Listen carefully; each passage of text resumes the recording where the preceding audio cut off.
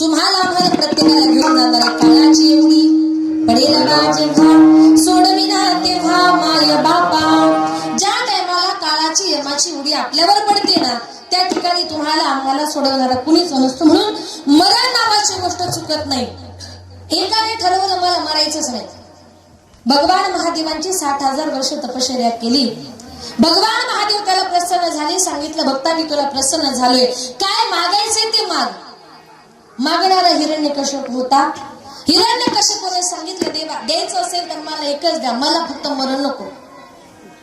त्या टायमाला महादेवाने सांगितलं अरे तुला मरण नको हा प्रश्न माझ्या अधिकाराचा नाही, कारण मरणाच्या तडाख्यातून रामकृष्ण ही आले गेले. रामकृष्ण सगळ्यांना सुद्धा जावं लागलं, तुझा काय रे. त्यानं सांगितलं देवा वरदान द्यायचं असेल तर तेवढंच द्या, नाहीतर तुमचा वरदानही मला नको. भगवंत आपल्या भक्ताचं वचन मोडत नाही. वचनानं मोडी बोलिले ते.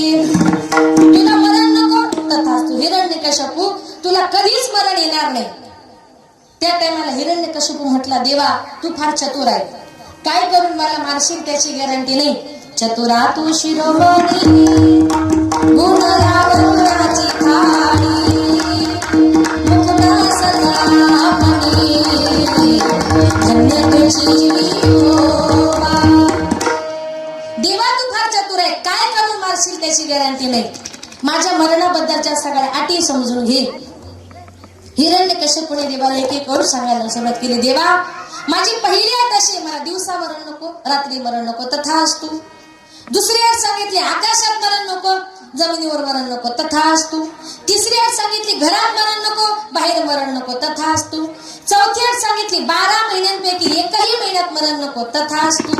पुढची अट सांगितली देवाकडून मरण नको, दानवाकडून नको, मानवाकडून नको, तथास्तु. शेवटची अट सांगितली शस्त्राने नको, अस्त्राने नको, तथास्तु. सगळ्या अटी पूर्ण झाल्या. आपल्यालाही प्रश्न पडला असेल एवढ्या अटी सांगितल्या म्हणजे हिरण्यकश्यपूला कधीच मरण येणार नाही. हिरण्यकश्यप उन्मत्त झाला, मी मरणार नाही, मीच देव आहे, माझंच नाव घ्या. कीर्तनात जर करायचं असेल कीर्तनात विठ्ठल विठ्ठल म्हणायचं नाही, जय हिरण्यकश्यप जय हिरण्यकश्यप. संपूर्ण राज्यामध्ये देवाचं नाव घ्यायला बंदी केली. पण त्याचाच मुलगा प्रल्हाद देवाचं नाव सोडायला तयार नव्हता. रागाने हिरण्यकश्यप विचारतोय क्रोधयुक्त पिता पुसे प्रल्हादासी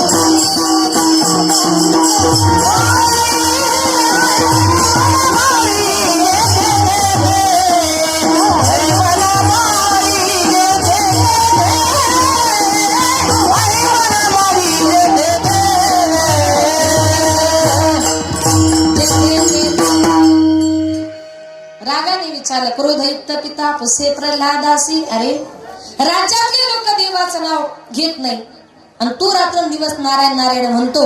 नेमका तुझा नारायण आहे तरी कोठे. त्यानं सांगितलं बाबा येरू म्हणे काष्टी पाषाणी सकळ आहे वनमाळी जेथे तेथे बाबा माझा देव विठ्ठल जळी स्थानी भरला तिता ठाव कोठे विरला आजीला दृष्टी नाही विठ्ठलाची विठाला विठ्ठल म्हणता हरली पाप पदरी आली पुण्यवान. माझा देव जळी स्थळी काष्टी पाषाणी सगळ्या जगात आहे. सगळीकडे आहे म्हटल्याबरोबरच जवळ खांब होता. या खांबात हो बाबा, माझा नारायण खांबात सुद्धा आहे. हो म्हटल्याबरोबर खांबावरील हात मारिली दुर्जने, स्तंभी नारायण प्रगटले. खांब दुबगला, प्रचंड आवाज झाला. त्या खांबातून निम्म शरीर सिंहाचं, निम्म शरीर मानवाचं असे नृसिंह भगवान प्रगट झाले. त्याला एका बोटावर उचलला आणि येऊन दरवाजाच्या उंबऱ्यामध्ये बसले. भगवंत अतिशय क्रोधायमान झाले होते. हिरण्यकशिपूला समजलं भगवंत आता मला मारणार, मला मारल्याशिवाय दिवस सोडणार नाही. त्या टायमाला हिरण्यकशिपू म्हणतात, देवा तुझ्या लक्षात आहे का, तुम्हाला वरदान दिले, देवा तुझं वचन तू आज मोडतोय. देवाने सांगितलं, नाही हिरण्यकशिपू, तुझ्या सगळ्या अटी मी पूर्ण करणार, एकही अट पूर्ण ठेवणार नाही, पण तुला आज मी मारल्याशिवाय सोडणार नाही. देव अतिशय क्रोधायमान झाले होते. मला आठवण आहे तुझ्या अटींची. तू पहिली अट अशी सांगितली होती, मला दिवसा मरण नको, रात्री मरण नको, आता तूच बघ. म्हटले आता दिवस आहे का, म्हटला नाही, रात्र आहे. कडवावा लागला. पुढची अट विचारली.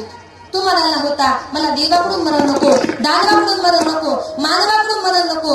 आता तू माझ्या देहाकडे पहा, मी देव आहे नाही, दानव आहे नाही, मानव आहे नाही, तर ते कोण होते? निम्म शरीर सिंहाचं, निम्म शरीर मानवाचं असे नृसिंह भगवान होते. सहावी आणि शेवटची अट विचारली.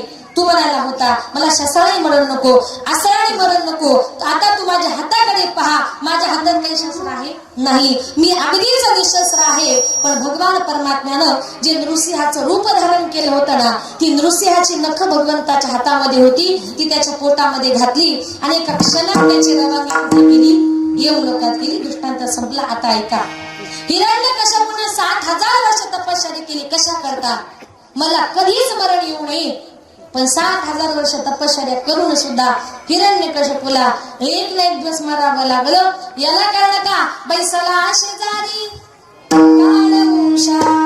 प्रत्येक माणसाच्या उशाशी तो काळ, तो यम रात्रंदिवस टपून बसलेला आहे. म्हणून संत महात्मे म्हणतात, काळानं घेऊन जायच्या अगोदर भगवान परमात्म्याचं चिंतन करून माणसाने आपला उद्धार करून घेतला पाहिजे. आताच्या काळामध्ये लोक धनाला, संपत्तीला सर्वस्व मानतात. एखाद्याला विचारा, अरे हा बंगला कोणाचा आहे? माझा आहे. गाडी कोणाची आहे? माझी. गाडीवरचा ड्रायव्हर कोणाचा आहे? माझा आहे. कामावरची मोलकरीण कोणाची आहे? ती सुद्धा माझी आहे. आणि त्याला विचारा, अरे हा देव कोणाचा आहे? तो म्हणतो, तो आमच्या गावचा आहे. मनुष्य जगदुनियेला माझं म्हणतोय, पण देव माझा असं म्हणतो का?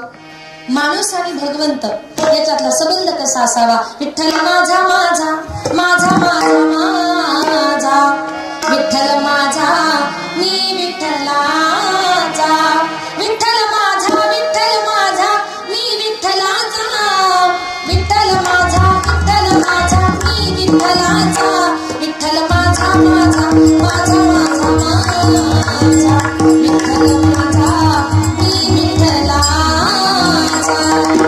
भगवान परमात्म्याशी मी आणि माझा संबंध जोडा.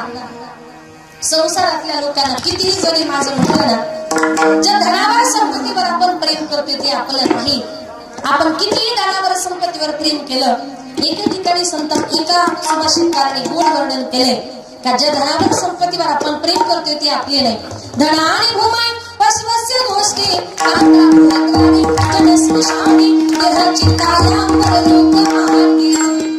माणूस मेल्यानंतर धन, पैसा, संपत्ती सगळ्या बँकेत, गाय पर्यंत, म्हैस गोठ्यात, बायको दारापर्यंत, सोयरे धायरे स्मशानापर्यंत, एकटाच मात्र अग्नीमध्ये जळत असतो. जिवंतपणी मनुष्य सगळ्या जगदुनियेला माझं माझं म्हणतोय. तसं जर पाहिलं नाही, या विश्वामध्ये कुणीच कुणाचं नाही.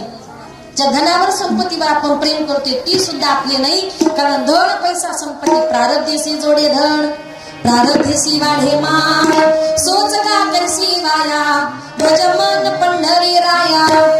विनाकारण कष्ट करण्यापेक्षा पंढरीच्या मार्गाला शरण जा. तुमचं नशीब बदलण्याची ताकद माझ्या भगवान परमात्म्याच्या हातामध्ये आहे. नशीब किती महत्वाचं त्याच्याबद्दल एक सुंदर उदाहरण सांगते. एका गावामध्ये 2 जण भाऊ राहत होते. जवळजवळ 15-20 एकर जमीन. काही दिवसांनी दोघा भावांची भांडणं झाली, जमिनीच्या वाटण्या झाल्या. दोन्ही शेताच्या मध्ये एक बांध आला. दोघाही भावांनी टोमॅटो लावले. मोठ्या भावाचे टोमॅटो चांगले आले आणि छोट्या भावाचा टोमॅटो रोग गेला. याने विचार केला, शेत आहे, जमीन तीच, खत, औषध, पाणी सगळं काही केलं, त्याचे टोमॅटो चांगले, माझा टोमॅटो रोग कसा काय गेला? याच्या लक्षामध्ये आलं की अरे शेती करण्यामध्ये आपलं नशीब काही चांगलं नाही. म्हटलं आजपासून शेती करायचीच नाही. शेती करण्याची सोडून दिली. नवीन धंदा शोधण्याकरता बाजारात गेला. बाजारात त्याला तिथे मासे विकणारा दिसला. बरं त्या मासे विकणाऱ्याकडे असा तो मोठा लांब मासा, काय म्हणतात त्याला माहितीये का?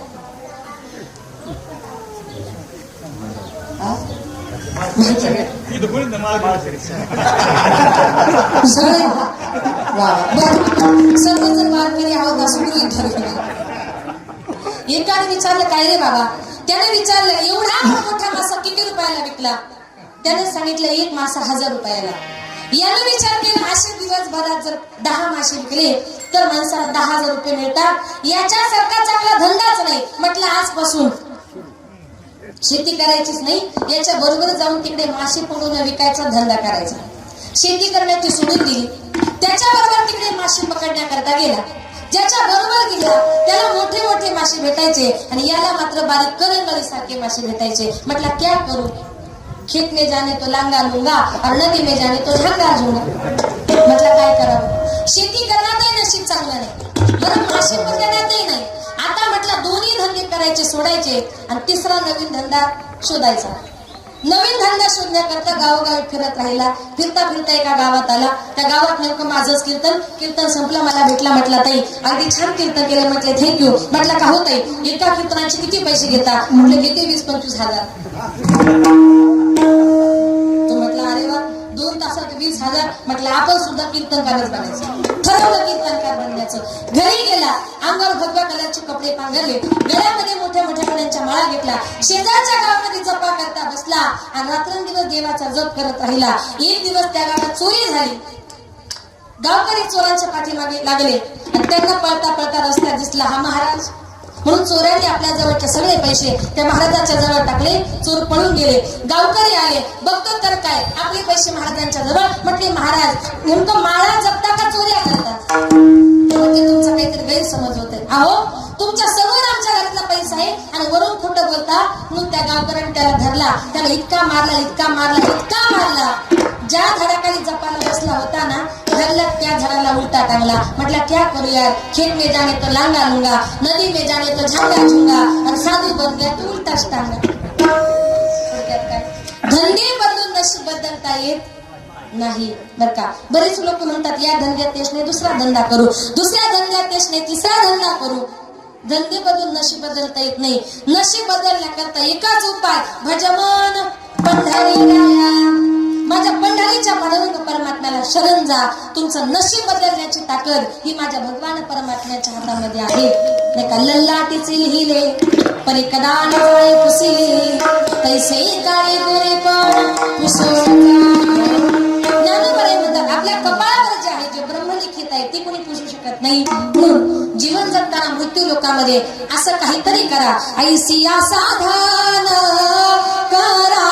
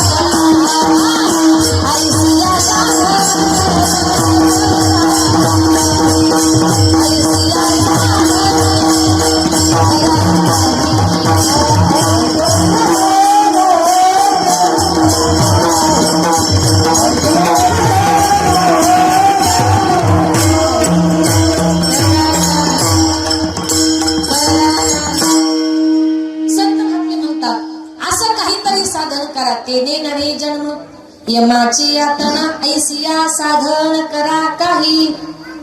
म्हणजे स्वर्ग लोकामध्ये गेल्यानंतर तुम्हाला आम्हाला यमाच्या यातना सहन करावी लागणार नाही, असं जीवनामध्ये काहीतरी साधन करा. कारण कर्म नावाची गोष्ट अजूनपर्यंत कुणाला चुकली नाही. ज्याप्रमाणे कर्म केलं त्याप्रमाणे त्याचं कर्म हे ज्याला त्याला भोगावं लागतं. आपलं कर्म फेडण्याकरता, कर्म भोगण्याकरता दुसरा माणूस या जगामध्ये कोणी येणार नाही. देवांना सुद्धा कर्मामुळे अनेक त्यांना सुद्धा अवतार कार्य संपवावं लागलं.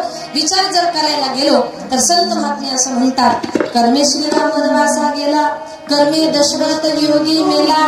नका, दशरथ राजा देवाचा बाप होता तो, पण देवाला सुद्धा आपल्या बापाचं कर्म चुकवणार नाही. तुम्हाला एक सुंदर उदाहरण देऊन सांगेल का, ज्या वेळेला दशरथ राजा जंगलामध्ये शिकार करण्याकरता गेला होता, दुपारचा टाइम होता, शिकारी करता बसला पण एकही शिकार हातामध्ये भेटली नाही.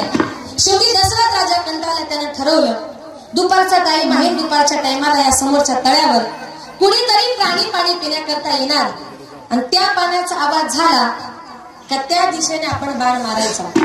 दशरथ राजा घनदाट जंगलामध्ये एका झाडावर बसलेला होता आणि त्याच टाइमाला श्रावण बाळ आपल्या आंधळ्या आई बापाला घेऊन काशी यात्रेला चालला होता. उन्हाळ्याचे दिवस होते, दुपारचा टाइम झाला. आई बापाने सांगितलं, बाळा फार तहान लागली, जंगलातून कुठून तरी पिण्याकरता पाणी घेऊन ये. म्हणून श्रावण बाळानं आपल्या आई बापाची कावड खाली ठेवली आणि श्रावण बाळ आपल्या आई बापाला पाणी आणण्याकरता गेला. श्रावण बाळ गेला, त्याला लांबूनच आपला कमंडलू पाण्यामध्ये बुडवला. शास्त्र असं सांगतं, महिलांकरता कुठल्याही पाहुण्या माणसाला पाणी देताना आपल्या बोटाचं जे काही नख आहे त्या नखाचा स्पर्श पाण्याला होता कामा नाही. कारण आपल्या नखात जेवढं विष असतं ना तेवढं कशातच नाही. आपण म्हणतो पाण्यासारखं पुण्य नाही, काही काही बायकांना सवय असते, असं अर्धमोड ग्लास मध्ये बुडवतात आणि म्हणतात घ्या पाणी. कोण आपलं बोट त्याच्यामध्ये उडवायचं नसतं, बोटाचा स्पर्शही त्याला द्यायचा नसतो, व्यवस्थित ग्लास पकडायचा असतो. म्हणून बघा, पूर्वीच्या काळी साधूच्या कमंडलूला एक कडी असायची, का तर नखाचा स्पर्श पाण्याला होतो. त्याने लांबूनच आपला कमंडलू पाण्यामध्ये बुडवला. पाण्याचा बुडबुडाचा आवाज झाला. दशरथाला वाटला, अरे नक्कीच कोणीतरी पाणी पिण्याकरता आला. दशरथ राजाला पुढचा मागचा विचार न करता बाण मारला आणि तोच बाण श्रावण बाळाच्या छातीमध्ये जाऊन लागला. आई बापाला तहान लागली, बाळ गेला पाण्याला. आई बापाला तहान लागली, बाळ गेला पाण्याला. दशरथाने बाण मारिला श्रावण बाळाला. दशरथाने बाण मारिला श्रावण बाळाला. तहान लागली म्हणून पाणी आणण्याकरता गेला. दशरथ राजानं बाण मारला आणि तोच बाण श्रावण बाळाच्या छातीमध्ये लागला. श्रावण बाळ विव्हळला, खाली पडला. सर आला तो धावून आला खाली, विव्हळला श्रावण बाळ. सर आला तो धावून आला खाली, विव्हळला श्रावण बाळ. श्रावण बाळ विव्हळला, खाली पडला. दशरथाच्या लक्षात आलं की अरे माझ्या हातून कुठल्या तरी प्राण्याची शिकार नव्हता, माणसाची शिकार झाली. पळत गेला, त्याला उचललं, त्याला विचारलं तू कोण आहेस? त्याने सांगितलं मी श्रावण बाळ आहे. तू? त्याने सांगितलं मी दशरथ राजा आहे. श्रावण बाळाने सांगितलं दशरथा माझे मायबाप आंधळे आहेत, त्यांचा मी एकुलता एक मुलगा आहे आणि त्यांना घेऊन मी काशी यात्रेला चाललो होतो. दशरथा तुम्हाला बाण मारलास, माझे प्राण घेतलेस, आता मी मरणार आहे, पण मरते समय एकच कर, माझ्या तहानलेल्या आंधळ्या माईबापाला पाणी नेऊन दे. एवढ्याच वाक्य बोलला आणि श्रावण बाळाने आई बाबा करत करत त्याच ठिकाणी आपला प्राण सोडला. श्रावण बाळाचा मृत्यू झाल्यानंतर दशरथ राजाने तो पाण्याचा कमंडलू भरला. श्रावण बाळाच्या आई बापाकडे गेला. त्यांनी हलकेच अंदाज घेतला समोरून कुणीतरी येतंय.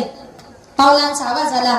श्रावण बाळाच्या आई बाप म्हणतात, बाळा 2-3 तासापासून आम्ही तुझी वाट बघतोय, आमचे प्राण ताणीने व्याकुळ झालेत. बाळा तू आमच्याशी बोलत का नाही? राग आला असेल तर आमच्यावर रागव, पण आमच्या समोर असा गप्प उभा राहू नको.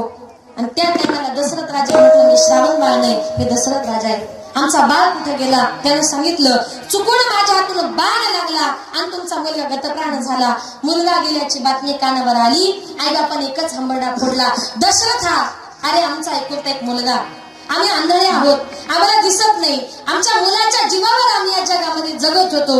आता आमचा मुलगाच गेला, आमचा जगून फायदा तरी काय? आमच्या मुलाच्या पाठीमागे आम्ही सुद्धा मरणार आहोत. पण दशरथा, मरते सेवे तुला एकच सांगू, ज्याप्रमाणे आम्ही पुत्रवियोगाने मरणार आहोत त्याप्रमाणे तू सुद्धा पुत्रवियोगानेच मरशील. एवढंच म्हटले आणि श्रावण बाळाच्या माय बापानं आई श्रावण बाळ करत करत आपला प्राण सोडला. एका दशरथामुळे तिघांचा मृत्यू झाला होता, श्रावण बाळ, आई आणि बाप. काय त्यांनी शाप दिला की आम्ही जसं पुत्रवियोगाने मरणार आहोत त्याप्रमाणे तू सुद्धा पुत्रवियोगानेच मरशील. आणि तेच कर्म पुढे कामाला आलं. ज्या टायमाला दशरथ राजाचा मृत्यू झाला ना, त्या टायमाला राम आणि लक्ष्मण दोघे जण वनवासाला गेले होते. भरत आणि शत्रुघ्न दोघे जण मामाच्या घरी होते. बापाला मरते समय पाणी पाजायला एकही मुलगा शिल्लक राहिला नव्हता. चौघे पुत्र दशरथा, मृत्यू समयी एकही नव्हता. दशरथ राजाचं कर्म, कर्मे श्रीराम वनवासा गेला. कर्मे दशरथ वियोगी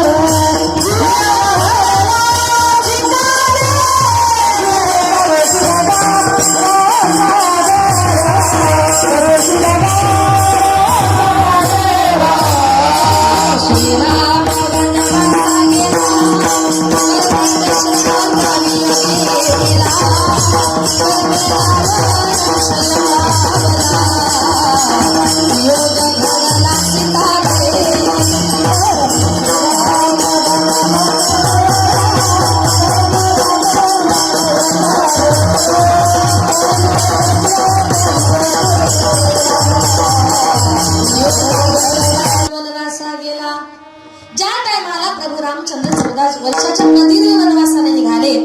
प्रभूंच्या जाण्याने अयोध्या नगरी रडू लागली. कौशल्य मातेचं दुःख पाहून माझ्या लक्ष्मणजींना वाईट वाटलं. लक्ष्मण भैया पळत पळत गेली, प्रभूंचे पाय धरले, सांगितलं, दादा तू वनवासाला जाऊ नको रे. एवढं मोठं अयोध्येचं राज्य सोडून, एवढं मोठं सुख सोडून दादा वनवासाला जाण्याची काय गरज आहे? बरं तू कुणाच्या सांगण्यावरून वनवासाला चाललाय? तुझ्या आईच्या सांगण्यावरून चालला, तुझ्या बापाच्या सांगण्यावरून चालला? प्रभू रामचंद्राने शांतपणे उत्तर दिले, लक्ष्मणा मी जे वनवासाला चाललोय ना की माझ्या आईच्याही सांगण्यावरून चाललो नाही, माझ्या बापाच्याही सांगण्यावरून चाललो नाही. मी घर सोडून वनवासाला चाललोय. याला कारण का? माझं मागच्या जन्मीचं काहीतरी कर्म. म्हणून देवाला सुद्धा आपलं घरदार सोडून जावं लागलं. बरेच लोक जीवन जगताना म्हणतात बघा, घरामध्ये दोन भावांची भांडणं झाली, एक जण रागाने दुसरीकडे निघून जातो, जो घरात राहतो त्याला लोक दूर देतात, तुझ्यामुळे तो घर सोडून गेला, तो जात नाही हो, त्याचं कर्म हे त्याला घराच्या बाहेर काढत असतं. काय कारण का? माझे प्रभू रामचंद्र सुद्धा 14 वर्ष आपल्या घराच्या पासून दूर राहिले, तर तिथे तुमच्या सामान्य माणसाचं काय? म्हणून संत महात्मे म्हणतात, ज्या ठिकाणी तुमचा माझा जन्म झालाय, काळ कधी येईल आणि कधी निघून जाईल, तो काळ तुमच्या माझ्या प्रत्येकाच्या शिरावर एखाद्या भुक्यासारखा टपून बसलाय. अभंगाचे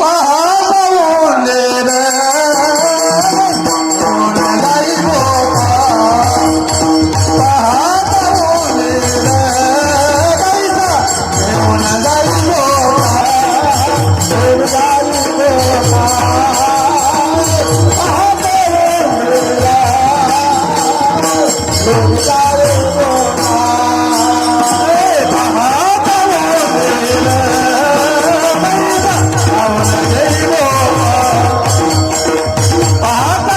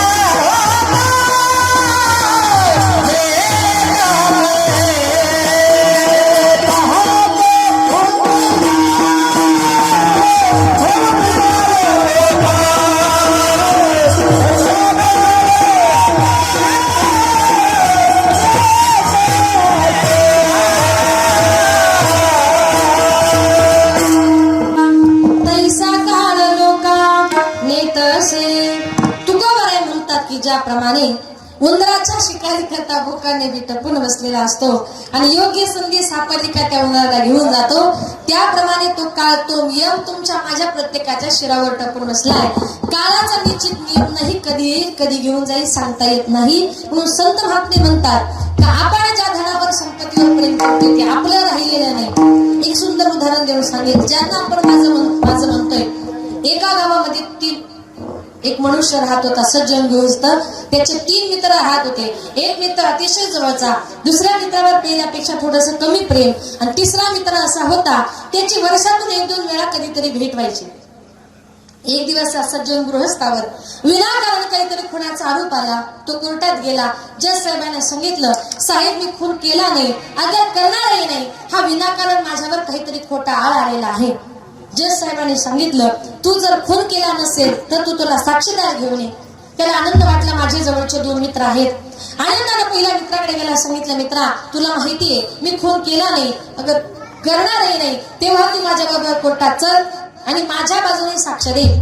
याचा पहिला मित्र म्हटला, बाबा मला माहितीये तुझं माझ्यावर खूप प्रेम आहे, माझंही तुझ्यावर जीवापाड प्रेम आहे, पण मला कोर्टाची फार भीती वाटते. तुझ्या प्रेमा करताना जज साहेबांना फोन करून सांगतो पण कोर्टात येणार नाही. हा म्हटला, तुझा मला काय उपयोग. दुसऱ्या मित्राकडे गेला, सांगितलं, मित्रा तुला माहितीये मी खून केला नाही, अगर करणारही नाही, तेव्हा तू माझ्या बरोबर कोर्टात चल आणि माझ्या बाजूने साक्ष दे. याचा दुसरा मित्र म्हटला, बाबा तुझ्या प्रेमा करता मी तुझ्या बरोबर येतो, पण म्हटलं मला कोर्टाची भीती वाटते. मी तुझ्या प्रेमा करता तुझ्या बरोबर येईल, कोर्टाची पायरी सुद्धा चालणार नाही, कोर्टाच्या बाहेरून सांगेल तू खून केला नाही. हा म्हटला, तुझाही मला काय उपयोग. नाराज झाला. तिसऱ्या मित्राकडे गेला, सांगितलं, मित्रा 2 मित्रांकरता संपूर्ण आयुष्य खर्च केलं, जीवापाड प्रेम केलं, मित्रा माझ्या जीवन मरणाचा प्रश्न आहे, तू तरी माझ्या बरोबर चल आणि माझ्या बाजूने साक्ष दे. याचा तिसरा मित्र चांगला होता, त्याला त्याची दया आली, तो त्याच्या बरोबर कोर्टामध्ये गेला, त्याने त्याच्या बाजूने साक्ष दिली, तो निर्दोष सुटला. तुम्ही सांगा तो माणूस कोण, त्याचे 3 मित्र कोण, त्यांची नावं काय, त्यांची गावं काय, लक्षपूर्वक ऐका. ज्याच्यावर विनाकारण खुनाचा आरोप आला होता तो सज्जन गृहस्थ, म्हणजे इथं बसलेली तुम्ही आम्ही आपण सर्वजण. आपला पहिला मित्र म्हणजे आपण जिच्यावर, आता पुरुष लोकांकरता प्रश्न आहे, जो सगळ्यात अगोदर उत्तर देईल त्याला 5 लाख बक्षीस. बरं, उत्तर खरं द्यायचं, अजिबात खोटं बोलायचं नाही. आपण जिच्यावर आपल्या जीवापेक्षाही जास्त प्रेम करतो अशी आपली कोण? तुमचं काय म्हणणं? खोटं बोलायचं नाही सांगितलं बायको. बघा मातांनो, हा बक्षीस गेला आता, ते म्हटलेच नाही. सर्वस्व स्वामिनी म्हणावीसी कांता आणि तीही केस देता रडतसे. पहिला मित्र म्हणजे आपली बायको, आपल्या बरोबर येत नाही. दुसरा मित्र म्हणजे कोण? कर्णाचे माय बाप.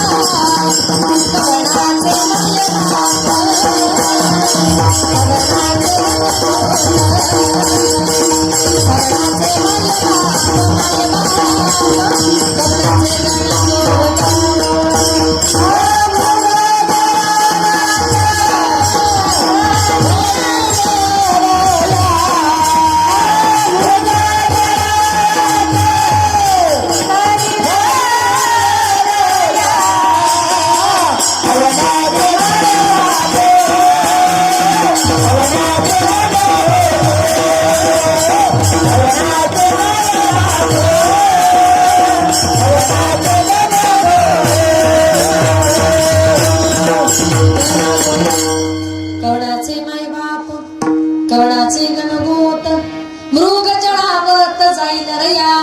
आपला दुसरा मित्र म्हणजे आपले आई वडील भाऊ बहीण, ते सुद्धा आपल्या बरोबर येत नाही. तिसरा मित्र म्हणजे कोण? तुम्ही आम्ही सगळे सर्वजण त्याच्या अंत्ययात्रेला आलो, त्याला अग्निदान दिला, तो एकटाच मात्र निघून गेला, आपण आपल्या घरी निघून गेलो. जिवंतपणे एक माया नावाची गोष्ट अशी आहे का त्या मायेपोटी मनुष्य सगळ्या जगदुनियेला माझं माझं म्हणतो. पण तसं जर पाहिलं या विश्वामध्ये कुणीच कोणाचं नाही, एकाच आहे आपला भगवंत. त्या भगवान परमात्म्याची मनापासून भक्ती करा, मनापासून त्या देवाला शरण जा. कारण संत महात्मे म्हणतात आपण कितीही जरी पैशावर प्रेम केलं, या मृत्यू लोकातल्या माणसांवर प्रेम केलं, या मृत्यू लोकातली माणसं फक्त सब पैसे का भाई दिल का साथी नाही कोई, सगळे माणसं प्रेम करतात ती पैशावर. या जगामध्ये माणसावर प्रेम करायला कुणीच रिकामा नाहीये.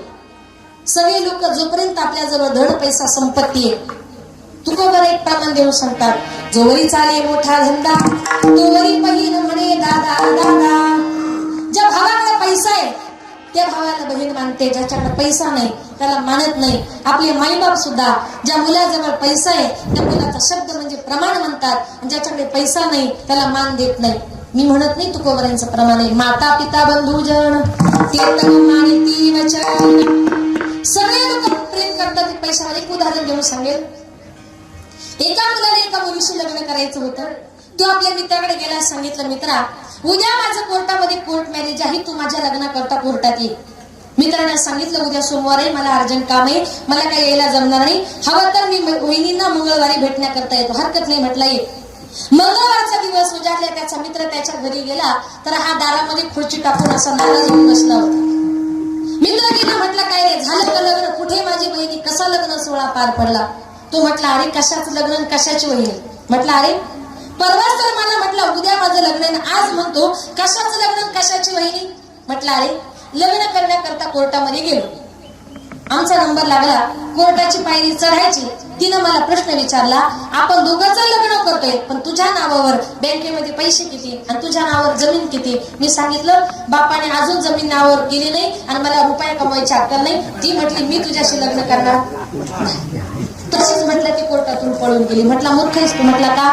अरे माझ्याही बाबतीमध्ये तेच घडलं म्हणून मी तुझ्या लग्नाला कोर्टात आलो नाही. म्हटलं तुझ्या बाबतीत काय झालं. तो म्हटला असंच मला सुद्धा एका मुलीशी लग्न करायचं होतं, कोर्टामध्ये गेलो, कोर्टाची पायरी चढायची. तिनं मला प्रश्न विचारला, आपण दोघंजण लग्न करतोय पण तुझ्या नावावर बँकेमध्ये पैसे किती. त्याने सांगितलं 1 रुपया नाही, बापाने अजून जमीन नावावर केली नाही. ती म्हटली मी अजिबात तुझ्याशी लग्न करणार नाही. त्याने सांगितलं घाबरू नको, माझ्याकडे रुपये जरी नसेल ना, माझा सगळ्यात छोटा चुलता आहे, लग्नाला 25 वर्ष झाले, त्याच्याकडे मोठा बंगला आहे, 2-4 गाड्या आहे, 20-25 एकर जमीन आहे, त्याच्या पोटी एकही मुलगा नाही. आमच्या घरामध्ये मी एकुलता एक मुलगा आहे आणि एकदा का माझा चुलता गेला का त्याच्या सगळ्या इस्टेटीचा मालक मी एकटाच होणार.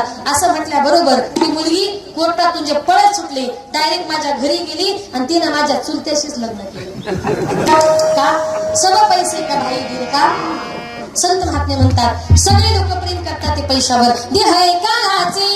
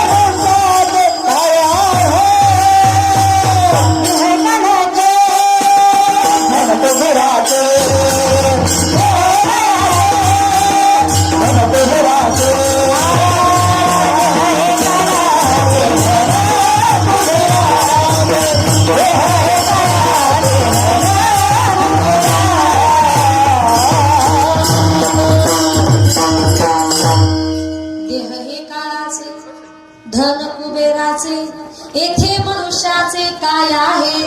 संत महात्मे म्हणतात देह काळाचे धन संपत्ती कुबेराचे. या जगामध्ये आपलं काहीच नाही. आपण फक्त माझे माझे म्हणून व्यर्थ गेला. आपण फक्त बंगला माझं गाडी माझी सगळ्या जगून आपण माझं माझं म्हणून संपतो. पण आपण गेल्यानंतर आपल्या बरोबर धन पैसा संपत्ती काहीच येत नाही. आपल्या बरोबर येणार आहे ते भगवान परमात्म्याचं नामचिंतन. तुम्ही सांगाल देवाचं चिंतन माणसाच्या बरोबर कसं काय येतं. तुम्हाला सुंदर उदाहरण देऊ सांगते. एका गावात दोन भाऊ राहत होते. एक आस्तिक दुसरा नास्तिक. मोठा जो काही होता भजन पूजन पंढरीचे वारी कीर्तन वगैरे सगळं काही करायचा. आणि छोटा जो काही होता दारू पिणं बियर पिणं गुटखा खाणं जुगार खेळणं एवढाच त्याला नाद होता. मोठा भाऊ कीर्तन भजन करायचा वारकरी होत्या. गावातले लोक म्हणायचे अरे तू कीर्तन भजन करतो तुझा भाऊ दारू पिऊन रस्त्यावर पडतो. मोठ्या भावाने त्याला अनेक वेळा समजवण्याचा प्रयत्न केला पण तो ऐकायला तयार नाही. एक दिवस त्या मोठ्या भावाने आपल्या छोट्या भावामध्ये काहीतरी सुधारणा व्हावी याकरता आपल्या घरी भजनाचा आणि भोजनाचा कार्यक्रम आयोजित केला. त्या कार्यक्रमाकरता अनेक संत मंडळी वारकरी मंडळी एक साधू महात्मे आले. त्या महात्म्याने त्याला विचारलं काय रे आज तुझ्या घरी एवढा मोठा भजनाचा कार्यक्रम एवढी संत मंडळी आली आणि तू एवढा उदास का. त्याने सांगितलं काय सांगू महाराज माझं दुर्दैव. आज माझ्या घरी एवढी संत मंडळी आली पण माझा दुर्दैव का माझा छोटा भाऊ दारू पिऊन शेजारच्या रूम मध्ये पडलाय. महाराज त्याला परमार्थाबद्दल काहीतरी 4 गोष्टी समजून सांगा. महाराजांना वाटलं त्याला परमार्थाबद्दल काहीतरी सांगावं. महाराज त्याच्या रूम कडे गेले. तो रूम मध्ये दारू पिऊन पडला होता. महाराज गेले दार ढकललं. महाराजांना बघितलं. तो मुलगा म्हटला महाराज आता आमच्या घरी फुकटचं जेवलात ना निघा रस्त्यात. महाराज म्हटले मी जाणार आहे पण जाण्यापूर्वी तू एकदा हरी म्हण. म्हटला म्हणणार नाही. एकदा हरी म्हटलं म्हणणार नाही. एकदा हरी म्हटलं महाराज दिवस उजाडला तरी चालेल पण मी काय हरी म्हटणार नाही. महाराजांना राग आला. महाराज आतमध्ये गेले. त्याला धरलं खाली पाडलं. त्याच्या छातीवर बसले आणि त्याला सांगितलं एकदा हरी म्हण. त्यानं सांगितलं नाही महाराज. 2-3 तास झाले. महाराज उठा. महाराज म्हटले तू हरी म्हटल्याशिवाय मी उठणारच नाही. त्याने विचार केला. 2-3 तासापासून महाराज आपल्या छातीवर बसलेत. एकदा हरी म्हणण्याचा प्रश्न आहे. रागाच्या महाराज तो हरी बोलला. महाराज उठले. महाराजांनी सांगितले हरिनाम कुठल्याही किमतीस विकू नको असं सांगून महाराज निघून गेले. काही दिवसांनी हा मुलगा दारू प्यायचा गुटखा खायचा परिणाम याचा तरुणपणी मृत्यू झाला. तो स्वर्गामध्ये गेला. स्वर्गात गेल्यानंतर चित्रगुप्ताने यमाकडे त्याच्या जीवनाची कॅसेट दिली. त्याच्या कॅसेट मध्ये सगळ्या ठिकाणी लाल रंग आणि फक्त एका ठिकाणी हिरवा रंग. याचा अर्थ काय त्याचा संपूर्ण पाप आणि एकच पुण्य. ते पुण्य कुठलं तर तो हरी म्हटला होता. त्यांनी यमाला प्रश्न विचारला का रे यमा त्या महात्म्याने मला जबरदस्तीने हरी म्हणायला सांगितलं त्या हरी नामाची नेमकी किंमत तरी काय. यमाने सांगितलं मला माहित नाही. त्याने सांगितलं मला हरी नामाची किंमत कळालीच पाहिजे. यम त्याला घेऊन ब्रह्मदेवाकडे गेला. विचारला ब्रह्मदेवा एकदा हरी म्हटल्याची किंमत काय. महादेव म्हटले माहित नाही. ब्रह्मदेव त्याला घेऊन महादेवाकडे गेले. विचारला महादेवा एकदा हरी म्हटल्याची किंमत काय. महादेवाने सांगितलं मला माहित नाही. महादेव त्याला घेऊन इंद्राकडे गेले. विचारलं इंद्रा एकदा हरी म्हटल्याची किंमत काय. त्याने सांगितलं मलाही माहित नाही. यांनी सांगितलं मला तर हरी नामाची किंमत कळालीच पाहिजे. आणि त्यावेळेला यम इंद्र ब्रह्मदेव महादेव या 4 देवांनी पालखी तयार केली. त्याला पालखीमध्ये घातलं. आपल्या खांद्यावर घेतलं. डायरेक्ट वैकुंठात गेले आणि देवाला प्रश्न केला का रे देवा तुझ्या नामाची एकदा नामचिंतन केल्याची किंमत तरी काय. देवाने सांगितलं मला माझ्या नावाची एकदा नामचिंतन केल्याची किंमत माहित नाही पण विचार करा हा मृत्यू लोकातला एक साधा आणि सगळ्यात पापी जीव पण माझ्या नावाच्या किंमतीसाठी तुमच्या 4 देवाच्या खांद्यावर आला माझ्या पायापर्यंत आला. हे याचं सगळ्यात मोठं पुण्य झालं. म्हणून तुम्ही काय करा याला इथेच वैकुंठात जागा द्या. हरी किती वेळा म्हटला होता. जागा कुठे मिळाली. माऊली म्हणते तो एकदा हरी म्हटला त्याला जागा वैकुंठात मिळाली. ज्ञानोबराय म्हणतात जे लोक देवाचं चिंतन करत नाही हरी विना जन्म नरकाची पै जाना. हरी विना जन्म नरकाची पै जाना. हरी विना जन्म नरकाची पै जाना.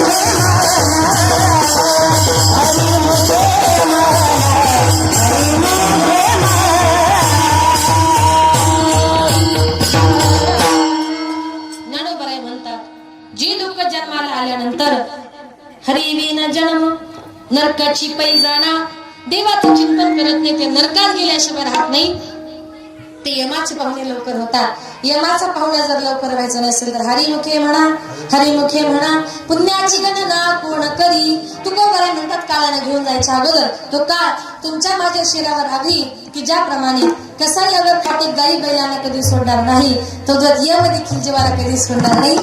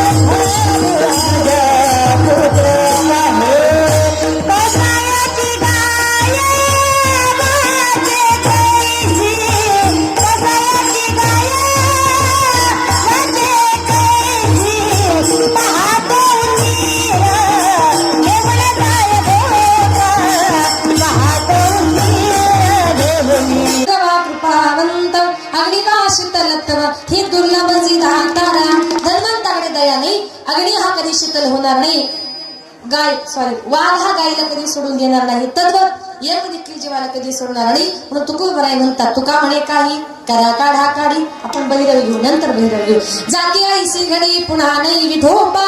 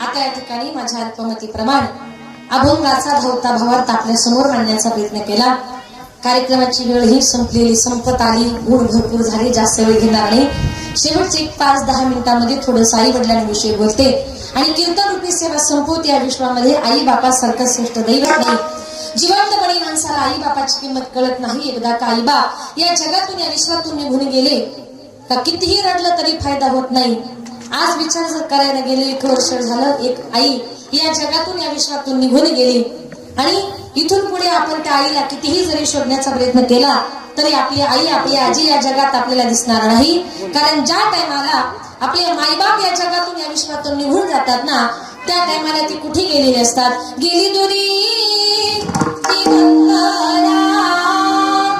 पुन्हा नाही घरी विजला हो नंदादीप कशी जाऊ मी मंदिरी लाडकी माझी आई वाट पहा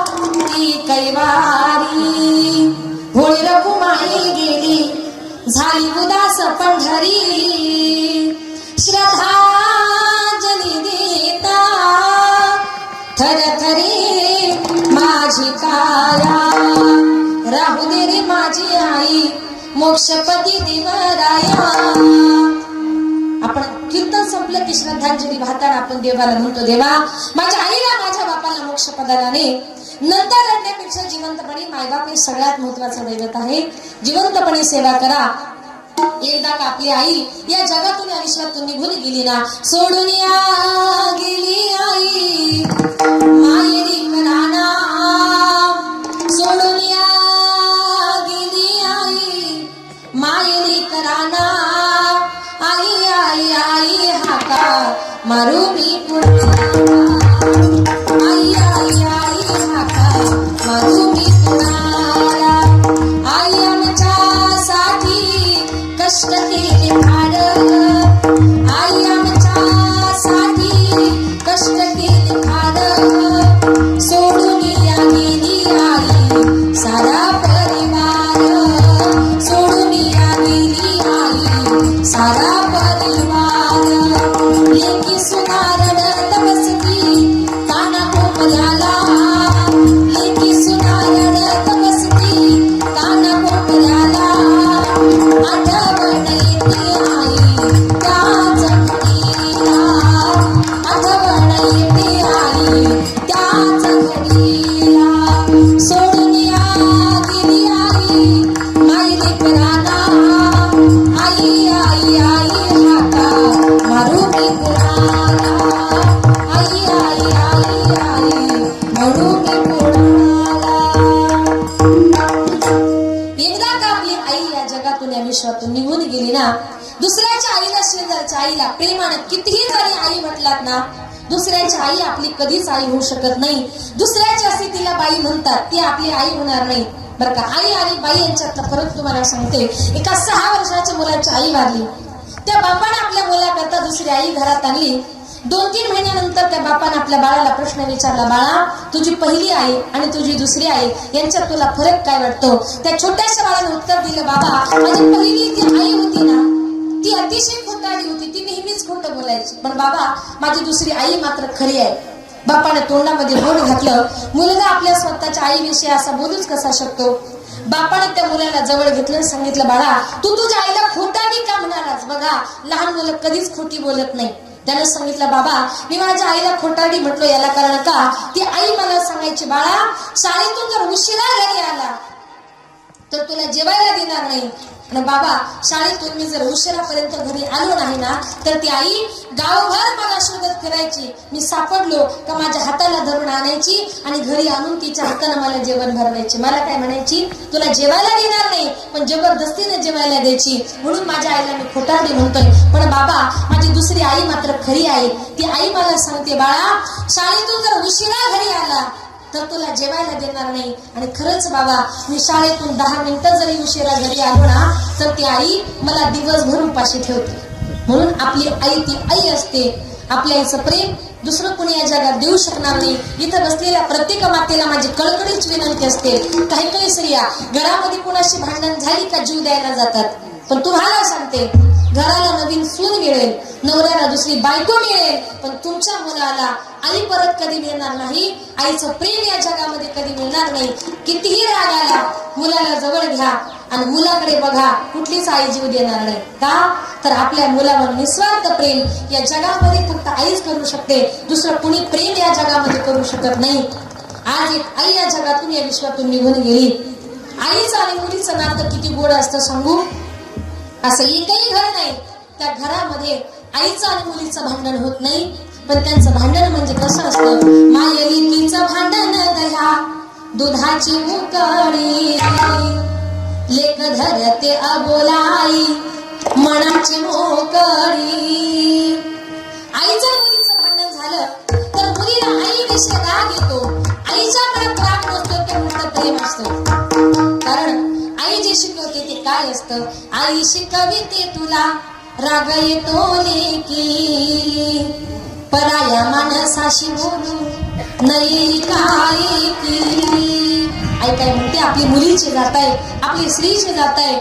लग्न करून तुला परक्या घरी जायचंय, परक्या पुरुषाशी असं पटकन बोलू नये ग, असे संस्कार आई मुलीवर करते. मुलीवर संस्कार करता करता मुलीला कामं शिकवता शिकवता मुलगी लहानाची मोठी कधी होते तेच आई बापाला कळत नाही. आणि एक दिवस अचानक लग्न करून मुलगी सासरी निघून जाते. मुलगी सासरी निघून गेल्यानंतर त्या घरामध्ये आई आपल्या मुलीच्या आठवण म्हणून काय करते, लेक जाते सासरला आई लाग करमेना, साजविल्या भिंतीवर काढल्या ग मैना, लेक जाते सासरला मागे मागे फिरू आई, बोलती आई माझी लाडाची लेक झाली, लेक जाते सासरला माय लेकी पडे गळा, कस कोरड्या नदीला पाणी येत खळा खळा. लग्न करून संध्याकाळी मुलगी जायला निघाल्यानंतर आता तुझी मुलगी चालली, आता तू रड, असं आईला सांगावं लागतं का हो? मुलगी जायची चाहूल लागली का आईच्या डोळ्यातून खळखळ असं पाणी येतं. कारण का या जगामध्ये निस्वार्थ प्रेम आपले आई बाप करू शकतात. लग्न करून मुलगी निघून गेल्यानंतर त्या घरामध्ये आईला आपल्या मुलीची आठवण येते. प्रत्येक कामात आईला आपली मुलगी दिसते. आई रडते. आई म्हणते माझ्या मुलीसाठी माझा जीव फार व्याकुळ होतोय, काही करा पण मुलीसाठी व्याकुळ झालेल्या जीवाला परत एकदा त्या आईला भेटवायला आणा. आई रडते आणि काय म्हणते, माझ्या जीवाच्या लेकीला आज सांगवा पाठवा, माझ्या व्याकुळ जीवाला माझी पालन भेटवा, नाव लेकी जग घेता जात फिरे गला गला, माझी डोळ पुसणारी लेक कुंतली संसारा, रोज येते सपनात काही बोलत ती नाही, घर चैताच्या उन्हात माझी सुकली गजाई, करून तिचं नशीब झालं कपाळ उघड, घर धण्याच्या वाचून कोणी घेईना लुगड. इतके मायबाप जर आपल्या मुलावर मुलींवर प्रेम करतात, हे सगळं प्रेम आपण का विसरतो? आज एक आई या जगातून या विश्वातून निघून गेली.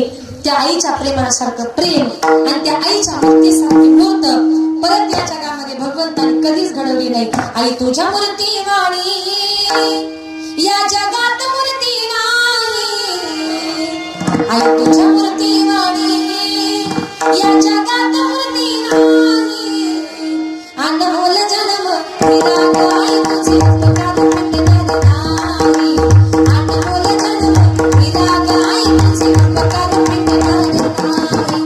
बालपणी मी खेळत खेळत दिसत होतो तारा, अमृताहुनी गोड पाजला तो पाढा, बालपणी मी खेळत खेळत दिसत होतो तारा, अमृताहुनी गोड पाजला तो पाढा, तुझ्या उपकाराची कधी जाणीव झाली नाही, अनमोल जन्म दिला गाय तुझे उपकार भेटणार नाही, अनमोल जन्म हळूहळू उपकार भेटणार नाही.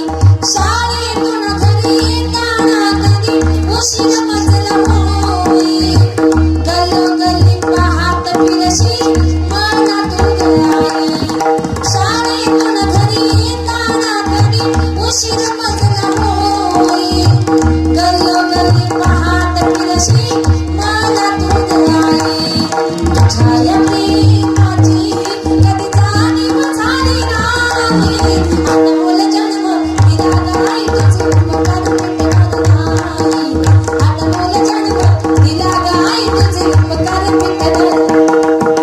हाडाची तू काढ करुणी केली रक्ताचे पाणी, तुझ्यासारखे कष्ट गाई केले नाही कोणी, हाडाची तू काढ करुणी केली रक्ताचे पाणी, तुझ्यासारखे कष्ट गाई केले नाही कोणी.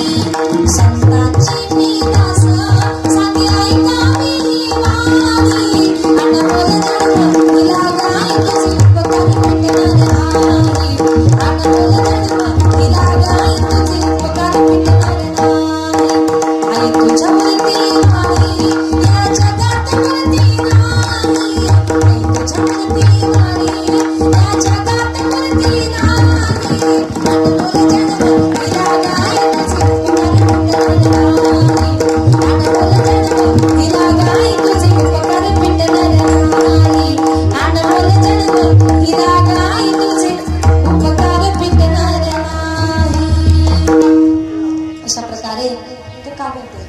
ज्या माईबापानं तुम्हाला आम्हाला जन्म दिला, लहानाचा मोठा केला ते माईबाप हे सगळ्यात महत्वाचं दैवत आहे. जीवनामध्ये सगळ्यांना विसरा, माई बाप केवळ काशी ते न जावे तीर्थासी. सगळं तीर्थांचे अधुरे जे काही माता पितरे आज या ठिकाणी कैलासवासी कालावतीबाई रंगनाथ पाचपुते या आईंच्या प्रथम वर्ष श्राद्धच्या निमित्ताने या ठिकाणी जे काही कीर्तनरूपी सेवा आयोजित केली, याच्या अगोदरही आईंचा एक वाढदिवस त्यांच्या पुतण्यांनी आणि त्यांच्या नातवांनी इथे साजरा केला. त्याच्या निमित्तही कीर्तन केलं आणि खरंच मला खूप आवडलं का माईबाप गेल्यानंतर आपण त्यांचा किती गौरव करतोय ते बघण्याकरता नसतात, नाही का. जिवंतपणी त्यांच्या समोर त्यांच्या नावाने एखादं कीर्तन करा. माई बापाला आनंद झाल्याशिवाय राहणार नाही. आणि खरंच त्या मातेने तिचा सोहळा तिच्या वाढदिवसाच्याच वेळेला बघितला. आणि एक आई गेल्यानंतर सुद्धा त्यांच्या पश्चात त्यांचे पुतणे श्री विष्णुभाऊ मुरलीधर पाचपुते, बाळासाहेब भाऊ मुरलीधर पाचपुते, बापूभाऊ मुरलीधर पाचपुते, त्यांची एक मुलगी आहे पुष्पाबाई शिवाजी भोसले आणि त्यांचे नातू आमचे आदरणीय महेश भाऊ पाचपुत.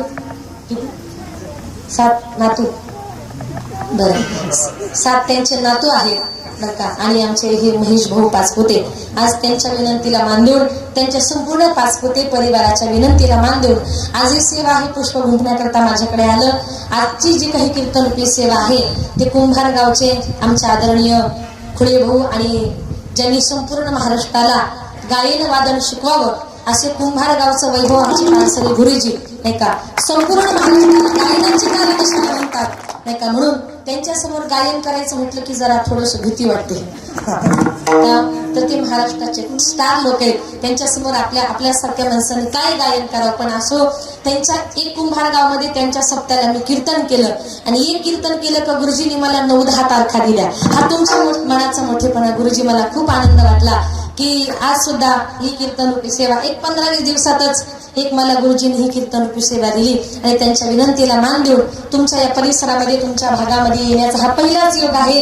ते फक्त आमचे पानसरे गुरुजी आणि आमचे कुंभार गावचे आमचे खोळे भाऊ यांच्या वतीनं या ठिकाणी ही सेवा मला मिळाली. या कार्यक्रमाकरता ज्यांनी 2 तास गोड अशी मृदुंगाची सेवा दिली ते पानसरे गुरुजी, ज्यांनी तबल्याची सेवा दिली ते आदरणीय हरिभक्त सचिन भाऊ आणि विजय काका कुलकर्णी. खरंच नाही का, तबला म्हणजे दुग्ध शर्करा योग असतो. अतिशय गोड सेवा दिली. आमचे गुरुजी तर तबल्यामध्ये विशारदच आहेत, त्यांनी PhD सुद्धा त्याच्यावर केलेली आहे. तुम्ही सगळी मंडळी या ठिकाणी आलात, गोड सेवा दिली. आपले या ठिकाणी मनपूर्वक आभार. हार्मोनियमची सेवा देणारे आमचे आदरणीय जाधव बापू, गोड सेवा दिली. बापूंचे या ठिकाणी मनपूर्वक आभार. ज्यांनी सुंदर गोड गायनाचं काम केलं ते कृष्णा महाराज जंजिरे, दत्ता महाराज जंजिरे आणि कुंभाराचे आमचे आदरणीय पानसरे महाराज एका त्या दिवशी सप्त्याला होते. आजही तुम्ही आलात आदरणीय हरिभक्तपरायण देसाई महाराज, माझी विद्यार्थिनी भूमी पाटील असेल, तुम्ही सगळी टाळकरी मंडळी, वारकरी मंडळी, पाठीमागची ही सगळी मंडळी, लहान लहान मुलं आहेत आणि विनेकरी महाराज या ठिकाणी 2 सेवा सुंदर प्रकारे सेवा दिली. तुमचे आभार. आमचा आवाज तुमच्यापर्यंत ज्यांनी सुंदर गोड पोचवला, सृष्टीमध्ये दादांनी सुंदर ऑपरेटिंग केलं, भाऊ तुमची मनपूर्वक आभार. तुम्ही सगळा श्रुतवर्ग गणगोत्र नातेवाईक त्यांच्या दुःखात सहभागी झालात, त्यांच्या कार्याची शोभा वाढवली. जमलेल्या तुमच्या सर्वांच्या ठिकाणी मनपूर्वक आभार. समोर बसलेली माझी सगळी वारकरी संप्रदायातील वारकरी मंडळी, महाराज मंडळी, तुम्ही सर्वजण माझ्यापेक्षा वयाने ज्ञानानं सर्वजण मोठे आहात. बोलताना जर काही चुकलं असेल तर मला माफ करा. जे काही चांगलं असेल तर ते तुम्ही घेण्याचा प्रयत्न करा. आज या ठिकाणी या कार्यक्रमाकरता मुंबई आयकर विभागाचे आयुक्त आमचे आदरणीय यादव साहेब, आपणही आवर्जून या कार्यक्रमाला उपस्थिती लावली. या परिवारावर तुमचं असणारं प्रेम, तुम्ही या ठिकाणी आलात मुंबईहून, भाऊ साहेब तुमचे या ठिकाणी मनपूर्वक आभार. या कार्यक्रमाकरता माझे पती श्री प्रकाश रामराव पाटील ते देखील या ठिकाणी उपस्थित आहे, त्यांची साथ आहे. म्हणून भिवंडी मुंबई, आमचं ठाणे जिल्ह्यामध्ये भिवंडी तालुक्यात एक वडूनगर गाव आहे. त्या गावचे माझे मिस्टर 2 वेळा सरपंच होऊन गेले. ते राजकारणात आहे, मी परमार्थात आहे, पण साथ देतात हे फार महत्वाचं आहे. आज त्यांची साथ आहे, एवढ्या लांब आले. माझ्या मिस्टरांची साथ इथं बसली नाही, गाडीत बसली. आमचा प्रवास झाला, परत आता मुंबईला जायचं, त्यांची साथ आहे. तुम्हाला सगळ्यांना मी सांगून जाईल की मी माझ्या वयाच्या शाळेत 4थीला होते तेव्हापासून कीर्तनकार आहे. आज मला 20 वर्ष झाले मी कीर्तन करते बरं का. महाराष्ट्रात नाव कमवण्याकरता सुद्धा 20 वर्ष लागले, सोपं नाही. अगदी लहानपणापासून आमच्या वडिलांची परंपरा आणि आम्ही 3 बहिणी आहोत. बघा बघा, तिघी कीर्तनकार आहे. अनिता, वनिता आणि सुनीता. आम्हाला भाऊ नाही. आमचे वडीलही 15 वर्षापूर्वी वारले. पण माझ्या वडिलांची निराशिका देवा आणि तुझी चरणसेवा पांडुरंगा, वडिलांची इच्छा होती की माझ्या मुली महाराष्ट्रातल्या नामवंत कीर्तनकार झाल्या पाहिजे. हे बघण्याकरता आमचे वडील आज या जगात नाही, पण वडिलांचे आशीर्वाद आणि इथं बसलेल्या तुमच्या सगळ्या श्रोतू वर्गाचे आशीर्वाद अशीच पाठीशी राहू द्या. अजूनही समाजामध्ये नाव कमवण्याचा प्रयत्न करेल. नगर जिल्ह्यामध्ये अकोले तालुक्यात माझी मुलींची वारकरी शिक्षण संस्था आहे. अगदी 2री पासून ते 10वी 12वीच्या याच्यासारख्या 40 विद्यार्थ्यांनी संस्थेमध्ये शिक्षण घेतात. फक्त मुलींकरता ती वारकरी शिक्षण संस्था आहे. त्याच्यातली एक विद्यार्थिनी आली, गोड गायन केले, तिचे आभार. बोलताना चुकलं असेल, युट्यूबच्या माध्यमातून आज ही कीर्तनोक्ती सेवा संपूर्ण महाराष्ट्रावर दिसणार आहे. त्या दादांनी 2 तास शूटिंग केलं, भाऊ तुमची मनपूर्वक आभार. आणि बोलताना चुकलं असेल तर परत एकदा क्षमस्व झालेली सेवा विठ्ठल रुक्मिणीच्या चरणी समर्पित करून फुलं वाटायचे. ठीक आहे, भजन होईल, चाल होईल. कृपया 2 मिनिटाकरता कुणीच उठायचं. ज्ञानेश्वरा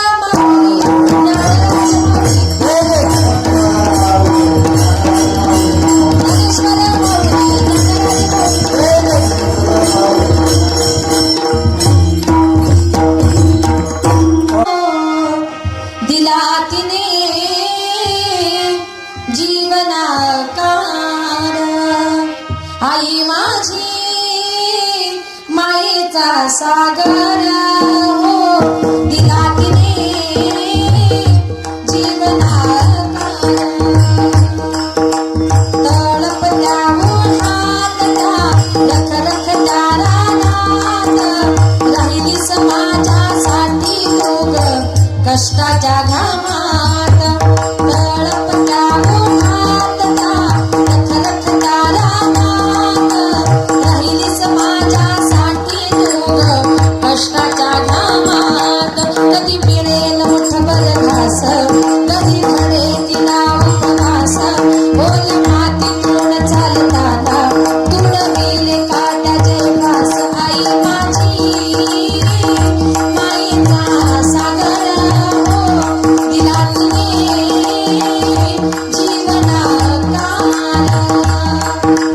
नभीची चांदणी तुग चंद्राची कोर, नभीची चांदणी तुग चंद्राची कोर. शीतल तुझी छाया मला हवी जीवनभर, शीतल तुझी छाया मला हवी जीवनभर. तुझ्या शीतल छायेमध्ये उभं आयुष्य जगेन. आई देवा पुढं मी गणाली, आई तुलाच मागेन. आई माझी मायेचा सागर, हो दिला तिने जीवनाकार. आई माझी मायेचा सागर, हो दिला तिने जीवनाकार.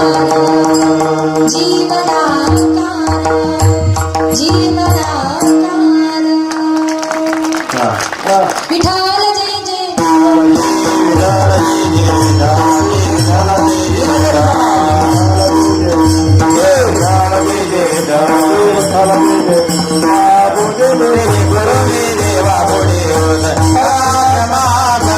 महाराज तुम्ही नाही विचारला करल्या महाराज तुम्ही कामने जाय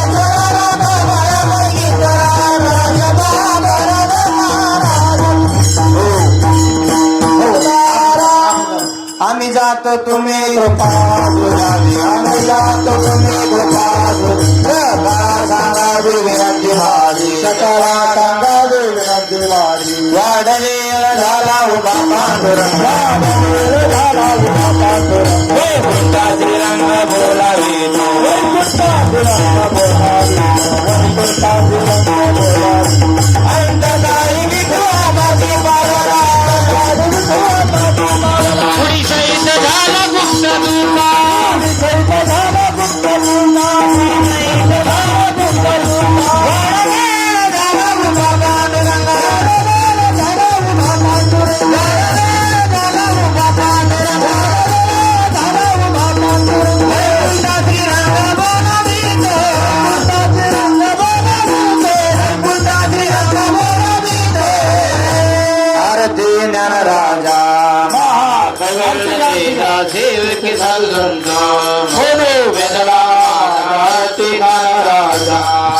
पुरी ज्ञान गीत दरद बोली अवतार बाबूराव.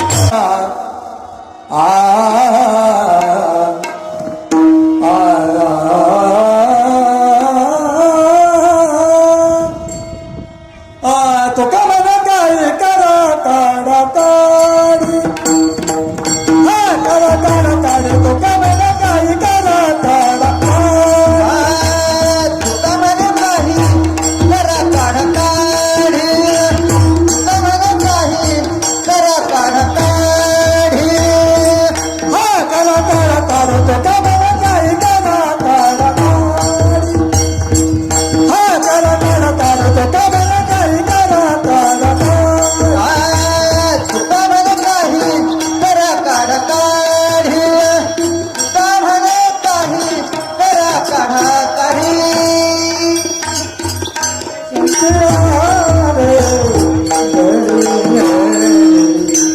जाते आरती घरे